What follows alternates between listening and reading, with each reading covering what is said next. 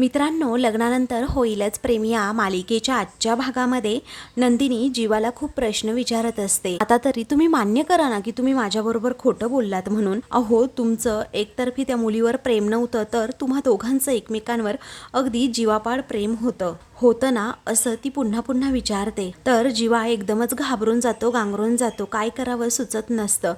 तेव्हा त्याच्या तोंडातून शब्दच फुटत नसतो। ते पाहून नंदिनी म्हणते, अहो बोला ना काहीतरी जीवा। त्यातच आता मिथुन हा तेथे येतो। मिथुन आल्यामुळे आता नंदिनी विचारते, काय झालं, काही काम होतं का तुमचं? मग आता ती उठते तेव्हा मिथुन विचारतो, सॉरी, महत्वाचं बोलणं चालू होतं का तुमचं? मी आपल्या नंतर येतो हा।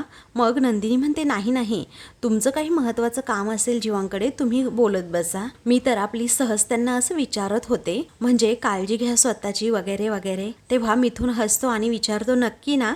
मग नंदिनी म्हणते, हो अहो नक्की, तुम्ही बोला ना, तुम्ही बोला, मी आपली येते हा, असं म्हणून ती रूम बाहेर पडते। तर आता मिथुन वेळीच आल्यामुळे तो विषय तिथल्या तिथे स्टॉप झालेला असतो।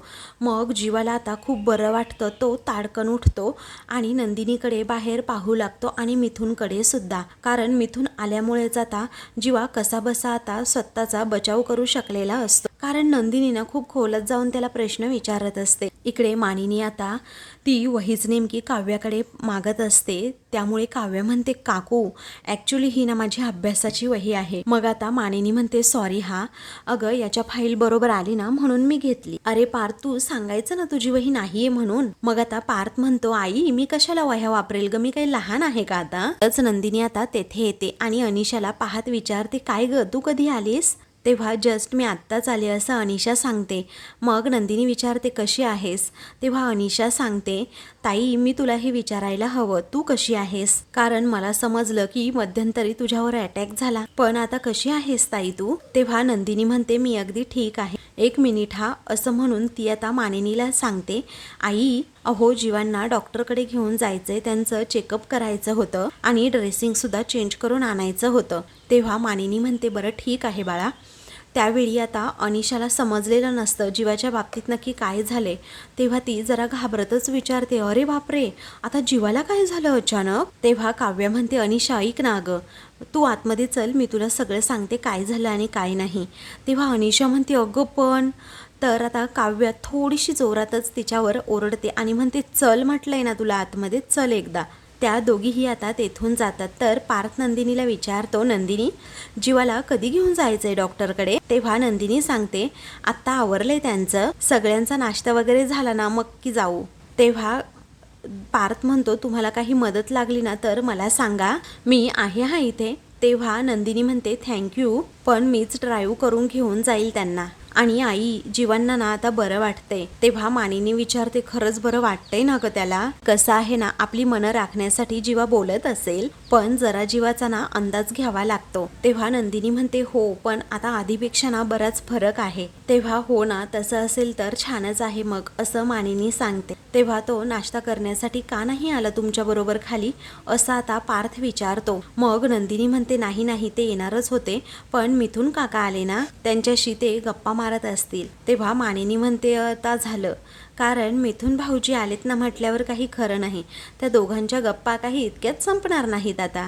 पार्थ म्हणतो, हो ना, त्यांना कितीही आवाज द्या आता तुम्ही, त्यांना काही ऐकू जाणारच नाही। मग आता नंदिनी तरीही विचार करत राहते, कारण जीवाकडून तिला तिच्या प्रश्नाचं उत्तरच मिळालेलं नसतं आणि म्हणूनच ती जरा आपली शांत शांत असते। तर दुसरीकडे मिथुन काय करतो, तर दरवाजा अगोदर बंद करून घेतो। मग आता जीवा लगेच सांगू लागतो की काका ऐकणार आहे। मग आता मिथुन म्हणतो, नको सांगू, हे बघ मी ऐकलं, माझ्या कानांनी ऐकलं आणि डोळ्यांनी पाहिलं सुद्धा, ही नंदिनी काय बोलत होती ना सगळं मी ऐकलंय, आणि खाली वहिनी काय बोलत होत्या ना ते सुद्धा मी ऐकलं आहे। यापूर्वी फक्त काव्य तुला धारेवर धरत होती आणि आता नंदिनी सुद्धा तुझ्या डोक्यावर बसणारच आहे, त्यात आणखी भर म्हणजे मानिनी वहिनी, त्या सुद्धा भिंग घेऊन आता शोधणारच आहे, पाणी नक्की कुठे कुठे मुरतंय ते। मग आता जीवा म्हणतो, या सगळ्याचा विचार सोड, पण नंदिनीला समजले की माझं ना एकतर्फी प्रेम नव्हतंच। तर आता मिथुनला सुद्धा धक्काच बसतो। दुसरीकडे आता काव्याने अनिशाला सगळं काही सांगितलेलं असतं की कशा प्रकारे त्या जीवाने छातीवरचा टॅटू जाळला। मग अनिशा तर धक्क्यानेच विचारते, काय बापरे, जीवाने टॅटू जाळला आणि तो तुझ्या नावाचा टॅटू होता, तो कसा असा जाळू शकतो, त्याला काही वाटतं की नाही, असं खूप मोठ्या मोठ्याने ती बोलू लागते. तेव्हा काव्य म्हणते, अगं अनिशा शांत, हळू बोल जरा, असं म्हणून तिचं तोंडच ती आता तोंडावरच ती हात ठेवते आणि म्हणते, अगं जरा हळू बोल, कुणीतरी ऐकेल आणि तू अशी बोंबाबोंब करणार मला माहीत होतं आणि म्हणूनच तुला गेस्ट रूममध्ये मी घेऊन आले आणि मी अजूनही कुणाला काहीही आमच्याबद्दल सांगितलेलं नाहीये, असं आता काव्य सांगते. मग आता अनिशा म्हणते, का बरं, अगं सांगून टाकायचं ना तू सगळ्यांना, नक्की तुमच्या दोघांमध्ये काय नातं होतं अगोदर. तेव्हा अनिशाच इमोशनल होते आणि विचारते, काव्या अगं हा टॅटू म्हणजे तुमच्या दोघांच्या प्रेमाची निशाणी होती ना, आणि जीवाने चक्क हा टॅटू जाळला, म्हणजे कळतंय का तुला तो किती डेस्परेट आहे मूव ऑन व्हायला, आणि हे असं असताना तू तरी का धरून ठेवतीयस ग, तू जरा वेडी आहेस का काव्या, अगं कळतंय का तुला.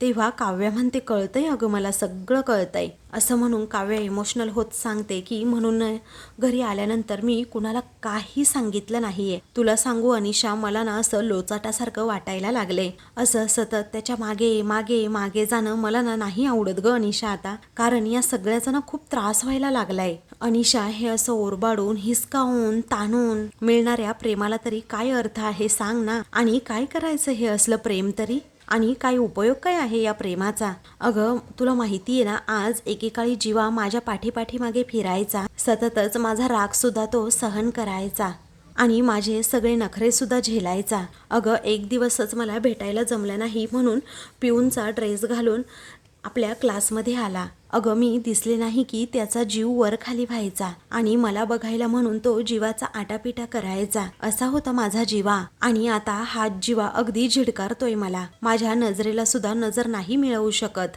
आणि डोळे वर करून कधी बघत सुद्धा नाही माझ्याकडे. का? कारण तर लग्न झाले माझं म्हणून, आणि तसं असेल तर मला नको आहे हे लग्नच. तेव्हा अनिशाला आता धक्काच बसतो आणि ती काव्याकडे पाहतच राहते. काव्या म्हणते, खरंच नको आहे मला हे लग्न, आणि जीवाचं प्रेमही नकोय आणि मला काहीही नको आहे, अजिबात काहीच नको, असं म्हणून ती खरंच खूप वैतागलेली असते. इकडे मिथून आता जीवाला सांगतो, हे बघ, या घरातल्या तिन्ही देव्या आहेत ना, त्या तुला असं कोंडीत पकडून खिंडीत पकडणार म्हणजे पकडणारच. तेव्हा आता जीवाच वैतागतो आणि म्हणतो, मलाच कळत नाही. अरे मिथून काका, मला असं वाटलं की अगोदर टॅटू जाळल्यामुळे सगळे प्रश्न सुद्धा मिटतील. मग मिथून विचारतो, पण काय बोल की पुढे आता, पण झालं काय. अरे तुला काय वाटलं टॅटू जाळून प्रश्न सुटेल. अरे तू ना मूर्ख आहेस, मूर्ख, उलट ना वाट लावून घेतलीस तू. आता त्या तिघी मिळून शोधत बसणार, कारण आग तर इथे लागली, नेमका धूर येतोय कुठून. तेव्हा जीवा अगदी द्विधा मनस्थितीमध्ये आता अडकलेला असतो. एक म्हणजे तुझी आई, दुसरी म्हणजे तुझी बायको नंदिनी, आणि तिसरी म्हणजे तुझी भूतकाळातली पूर्वीची एक्स गर्लफ्रेंड, असं म्हणून मिथून सत्य परिस्थितीची जाणीव जीवाला करून देतो. मग आता जीवाला धक्काच बसतो. तेव्हा मिथून म्हणतो, असं बघतोस काय रे तू माझ्याकडे, अरे खरं आहे ना तेच मी बोलतोय, मला आता खरं सांग जीवा. हे बघ काव्या, तुझी आत्ता भूतपूर्वच आहे ना, नाहीतर आपल्या घरामध्ये ना अभूतपूर्व ड्रामा सुद्धा घडू शकतो, कारण अजूनही काही निखारे सुलचत आहेत. मला सांग तू नक्की तुझ्या मनात काय आहे, असं मिथून पुन्हा विचार. तर जीवाचंच डोकं आता विचार करायचं बंद पडतं.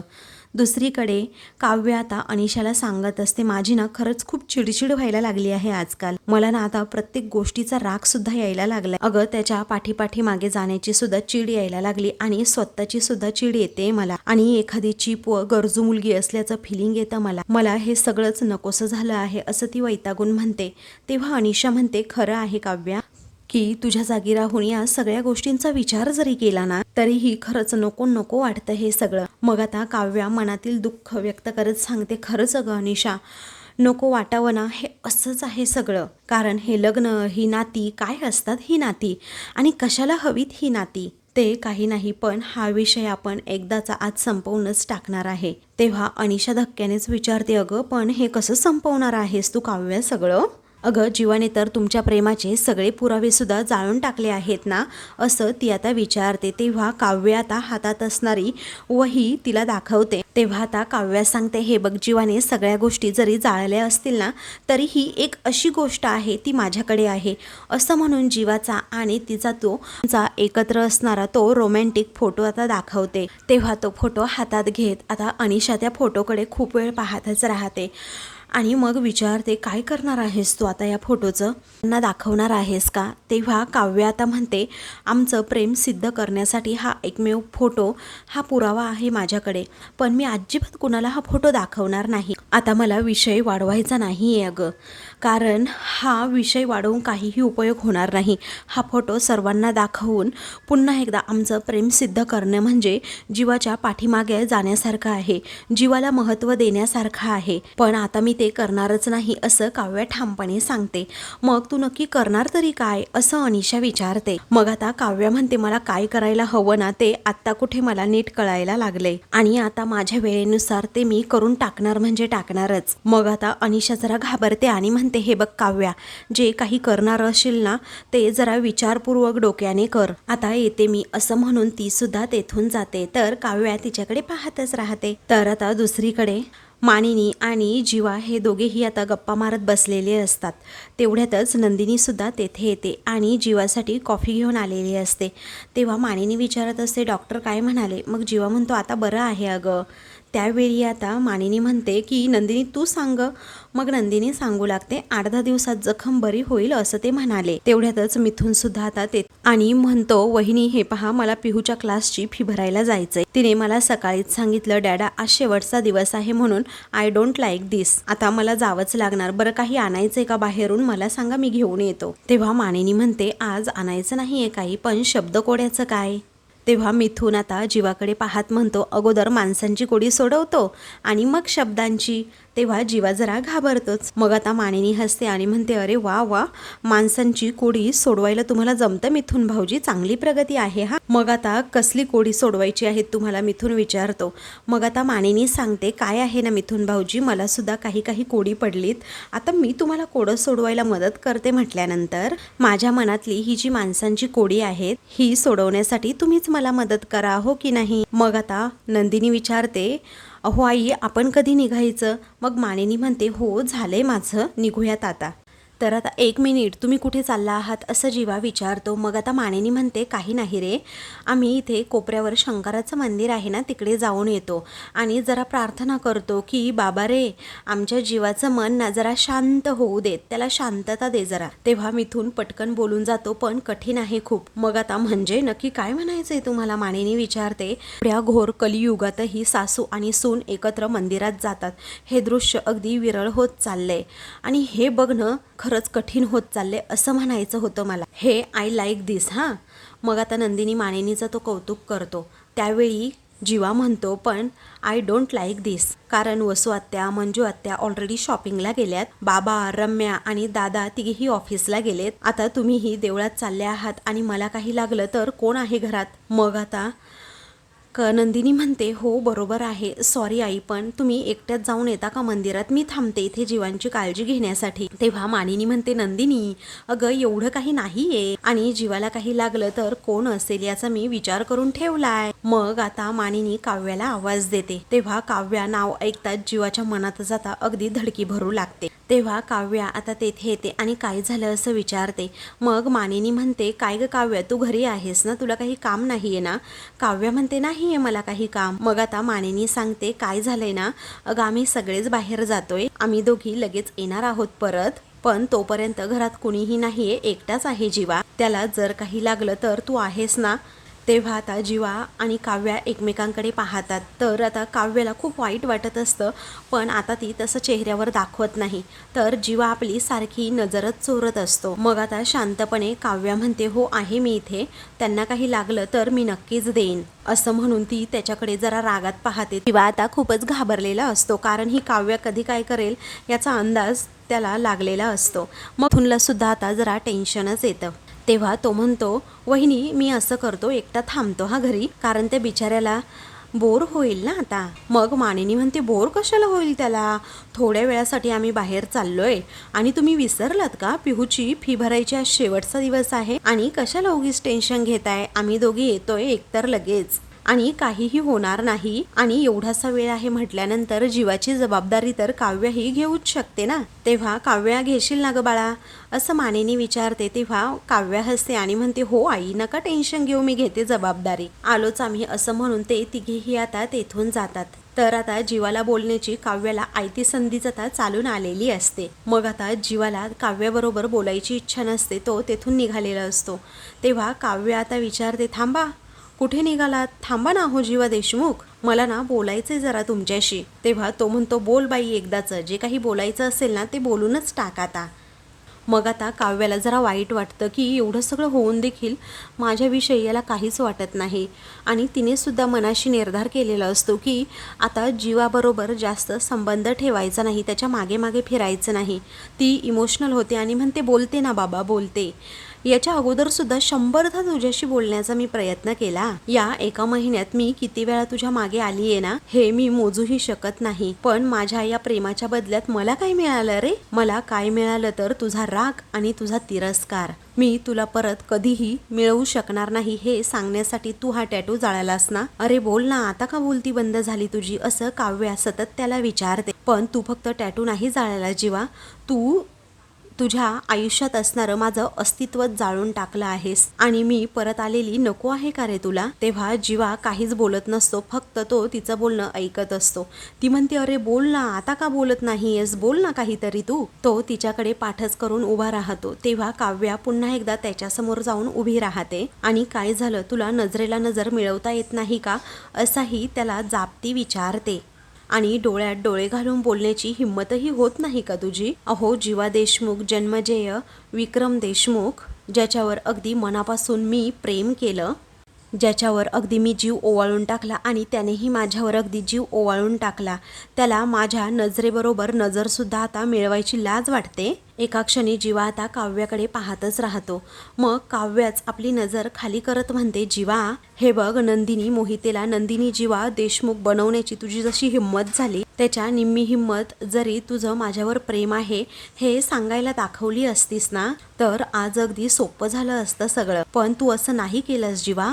अरे जीवा, मी तुझ्यासाठी आणि आपल्या प्रेमासाठी अख्ख्या जगाबरोबर सुद्धा भांडू शकते, समजलं? आणि अख्ख्या जगाच्या विरुद्ध सुद्धा उभी राहू शकते. अरे माझ्या माणसांशी भांडू शकते, तुझ्या माणसांना समजावून सांगू शकते, अख्ख्या जगाशी भांडू शकते, स्वतःशी भांडू शकते आणि तुझ्याशीच भांडून तुला मिळवलं तर काय जिंकलं रे मी? तेव्हा आता तो म्हणतो, हो ना, तुला कळतंय ना आता की तू काय मिळवशील ते. मग आता संपव की सगळं. मी संपवलंय ना आता सगळं, मग तूही संपवून टाक. तू कुठल्या परिस्थितीमध्ये पार्थ दादासोबत लग्न केलंय याचा विचार न करता मी सुद्धा लग्न करून टाकलं. मग आता संपलं सगळं. आणि तुझ्या सोबत असणाऱ्या सगळ्या आठवणी मी जाळून टाकल्या आणि सर्व गिफ्टसुद्धा जाळून टाकले. सगळ्या आपल्या दोघांमध्ये ज्या इमोशन्स होत्या त्या सुद्धा पुसून टाकल्या आणि तुझ्यासाठी लावलेले दिवेसुद्धा मी विझवून टाकले. मग आता संपलं, आपल्यात जे काही होतं, जे प्रेम होतं ते संपलं सगळं. असं जीवा खूपच तुटक भाषेमध्ये काव्याबरोबर बोलत असतो. जीवाचा एक एक शब्द आता काव्याच्या काळजाला लागत असतो, कारण जीवाना आता खूप पुढे निघून गेलेला असतो आणि काव्याला सुद्धा म्हणत असतो की प्लीज तू माझा नाद सोडून दे, आता माझ्या पाठीमागे येऊ नकोस. आणि काव्याला आता स्वतःलाच खूप असं चीप असल्यासारखं वाटत असतं की मी सतत याच्या पाठीमागे फिरते, पण हा मला काही भाव देत नाही, माझी किंमत आहे की नाही काही. तेव्हा जीवा स्पष्टपणे सांगतो, हे बघ, मी सगळं काही विसरलोय, त्यामुळे तू सुद्धा हे सगळं ना आता विसरून जा. तेव्हा काव्या आता त्याच्याकडे पाहते आणि त्याला विचारते, काय संपलंय का आता सगळं? अरे असं संपलंय सगळं म्हणून संपतात का रे गोष्टी? अरे तू तुझ्या छातीवरचा टॅटू तर जाळलास, बरोबर आहे, पण माझं काय रे? माझ्या हृदयावर तर मी तुझं नाव सुद्धा कोरून घेतलंय, ते तू कसं पुसू शकशील हे मला अगोदर सांग. असा काव्य त्याला जाब विचारते. तू हे जाळू शकशील का? बोल पटकन जीवा, बोल. तर जीवाकडे आता काव्याच्या ह्या प्रश्नाचं उत्तर नसतं, कारण त्याला आता काव्यच नको असते. ज्या पद्धतीमध्ये तिने पार्थबरोबर लग्न केलेलं असतं ते त्याला अजिबात आवडलेलं नसतं आणि म्हणूनच तो काव्याचा तिरस्कार करत असतो. मग त्यानंतर काव्या खूपच इमोशनल होते आणि म्हणते, माझ्या ना नसानसामध्ये जीवा वाहतो, कळतं की नाही रे तुला? आणि तो जीवा तू पुसू शकशील का? सांग ना. काव्य बिचारी रडतच त्याला आता असा जाब विचारत असते की काव्याचं प्रेम काही आता जीवाला कळत नसतं, ती बिचारी एवढी गयावया करत असते. मग त्यानंतर तिला बोलता सुद्धा येत नाही, तरीही ती बिचारी रडत रडतच बोलत असते की माझ्या जीवामध्ये हा जीवा घर करून राहतो, तू त्याला बाजूला काढून टाकू शकशील जीवा? अरे जीवा मला सांग, असं म्हणून ती डोळ्यात आलेलं पाणी अगोदर पुसते आणि म्हणते, जीवा आपण जेव्हा कॉफी प्यायला जायचो त्या कॅफेमध्ये आपली नावं आपण कोरून ठेवली आहेत बरोबर ना, ती नावं तू मिटवून शकशील? असा जाबाता ती त्याला विचारत असते आणि ज्या काही दोघांच्या आठवणी आहेत त्या सगळ्या आठवणी रिक्रिएट करत पुन्हा आता एकदा त्याला प्रेमाची जाणीव करून देण्याचा प्रयत्न करत असते. तो जीवा आता पहिल्यासारखा राहिलेलाच नसतो. तो एकदम निकट मनाचा काव्यविषयी तरी झालेला असतो. तो आता म्हणतो की मला काहीही कशाबद्दल वाटत नाही, कारण तुझ्याबद्दल असणाऱ्या माझ्या सर्व फिलिंग्स या अगदी आता संपून गेलेल्या आहेत. त्यामुळे तू ना आता माझा नाद सोडून दे, तू तुझं आयुष्य नव्याने सुरुवात कर. पुढे आता काव्य विचारते, माझ्या मनात ज्या फिलिंग्स आहेत त्या तू नष्ट करू शकशील का जीवा? तेव्हा जीवाच्या डोळ्यात आता पाणी येतं आणि तो तिच्याकडे पाहतच राहतो. तर आता मित्रांनो, पुढील भागामध्ये जीवा स्पष्टपणे काव्याला काही गोष्टी समजावून सांगतो. हे बघ, सोड सगळं आणि संपव आता, कारण जे आहे ना ते ॲक्सेप्ट कर आता. मग आता काव्या ही रडतच म्हणते, हे बघ जीवा, तुला हेच हवं असेल ना, तर ठीक आहे जीवा. आता ही काव्या फक्त तिच्या करिअरवर आणि फक्त स्वप्नांवर फोकस करेल. आता तुझ्याशी नाव जोडू पाहणारी काव्य आहे ना, आजपासून पूर्णपणे तुझ्या आयुष्यातून गेली आणि संपली. आता मी तुझ्याशी फक्त आणि फक्त नंदिनीताईचा नवरा म्हणून बोलणार. मला नको आहे काही, कारण माझा जीवासुद्धा मला नको आणि त्याचं प्रेमही नको. असं म्हणून काव्या खूप काही गोष्टी आता जीवाबरोबरच्या क्लिअर करून टाकते आणि म्हणते की मी आता हे सगळं काही संपवते जीवा. तेव्हा जीवा आता अगदी धक्क्यानेच काव्याकडे पाहतो, कारण त्याला असं वाटतच नसतं की काव्य असं काही बोलू शकेल. पण आता काव्याने अगदी ठामपणे निर्णय घेतलेला असतो. तर आता मित्रांनो, अशाच मालिकेंची पुढील भाग पाहण्यासाठी चॅनलला सबस्क्राईब करा.